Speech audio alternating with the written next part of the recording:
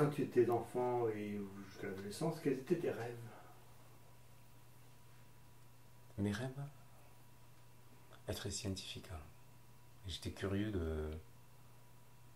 Je me rappelle, une fois, j'avais démonté une pile cylindrique, hein, classique, hein, le plancher. Et puis, ben, j'ai regardé dedans ce qu'il y avait. Et, et donc, je me suis dit, mais comment ça fonctionne? Après, j'avais regardé dans des livres. Je savais qu'il se formait des réactions chimiques, mais je ne comprenais pas très bien comment ça fonctionnait, tout ça. Bon, aujourd'hui, je suis capable de l'expliquer. C'est parfait.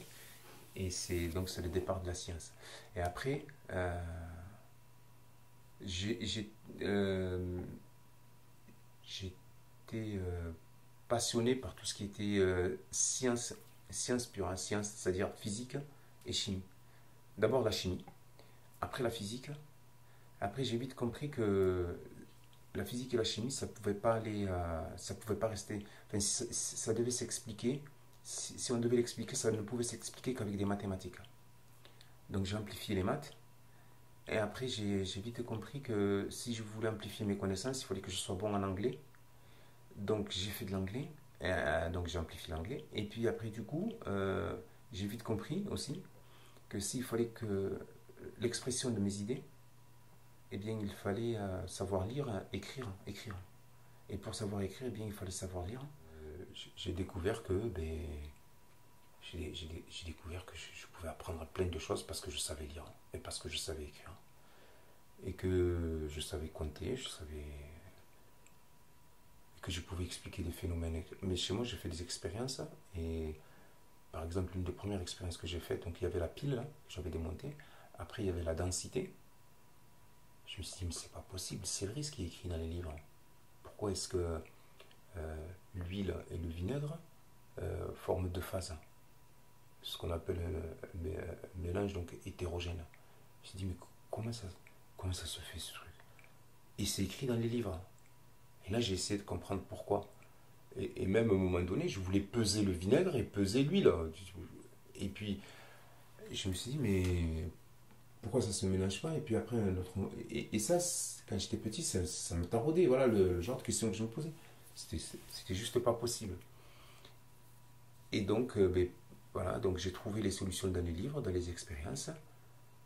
Ce qui était fabuleux, c'est que ce qui était écrit dans les livres, c'était vrai en réalité.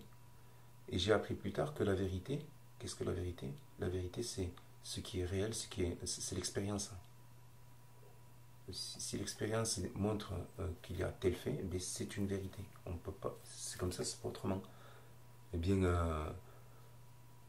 j'étais devant le fait accompli. Et du coup, je me suis dit, c'est une science vraie. Voilà. Et là, c'est parti. Là, même aujourd'hui encore, je continue à bosser comme un fou de tous les bouquins qui me passent entre les mains, découvrir de l'électronique, alors que j'en ai fait un temps, mais de manière générale. Mais là, j'approfondis actuellement pas mal de choses. Et là, c'est le travail que je fais actuellement. Et là, quand je réussis à faire. Alors, actuellement aussi, depuis quelques temps, depuis 3 mois, je fais pas mal d'anglais aussi. Et là, je me régale. Voilà. Et c'est vraiment. C'est une satisfaction en soi. Enfin, c'est un travail que l'on mène.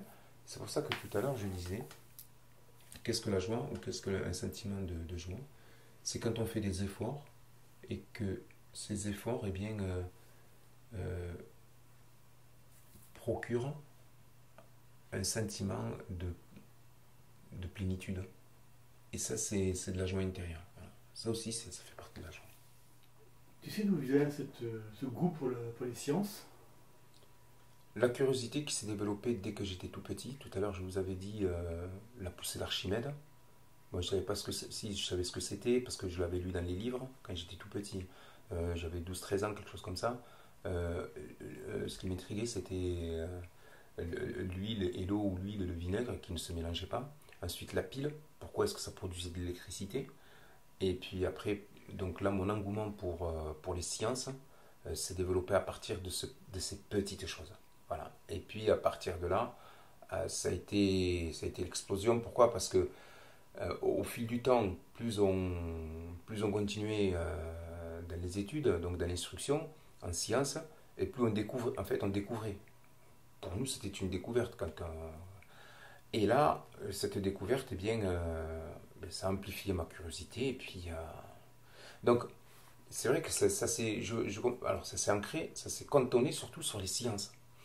Mais après, comme je vous ai dit, très rapidement, j'ai vite compris que la chimie ne pouvait pas aller sans la physique, que la physique ne pouvait pas aller sans les maths, que les maths ne pouvaient pas aller sans l'anglais, et que tout cet ensemble ne pouvait pas aller sans la littérature, sans l'expression, sans l'écriture. Ça ne pouvait pas aller. Parce que ces idées, il faut les faire passer. Donc la philosophie, tout ça, compagnie. Et voilà, donc voilà voilà. Donc petit à petit, donc le départ, c'est les sciences. Ça aboutit directement à la littérature qui était nécessaire pour mon épanouissement. Voilà. Et après, il y a le sport qui s'est ajouté à ça et qui m'a permis de redécouvrir autre chose, c'était l'équilibre physique et intellectuel. Et là, ça s'est encore beaucoup plus amplifié. J'aurais aimé être chercheur, c'est vrai, j'aurais aimé être chercheur en physique des matériaux ou en chimie fine. Et, mais après, aujourd'hui, je me pose la question, est-ce que si j'avais été chercheur ou si j'avais été ingénieur, est-ce que j'aurais pu fonder une famille? C'est la question que je me pose. Pourquoi? Parce que lorsque je m'emploie dans une tâche, je ne vis que pour cette tâche. Donc imaginez un chercheur qui ne vit que pour avoir le prix Nobel, par exemple, hein, ou que pour avoir une découverte ou un brevet ou quelque chose comme ça, ben, il faut donner du temps. Donc là, voilà, donc, vu comme je prends tout le temps les choses presque au sérieux, enfin tout au sérieux quand je m'engage, jusqu'à la réussite, eh bien, ça devient compliqué, quoi. Ça devient très compliqué. C'est la question aujourd'hui que je me pose. Je me dis peut-être que j'ai bien fait d'être professeur. Et puis professeur aujourd'hui, je m'épanouis aussi parce qu'il y a le contact avec les élèves et cet échange-là avec la population, elle n'a pas de prix en fait. Elle n'a pas de prix parce qu'on en apprend tout le temps sur soi.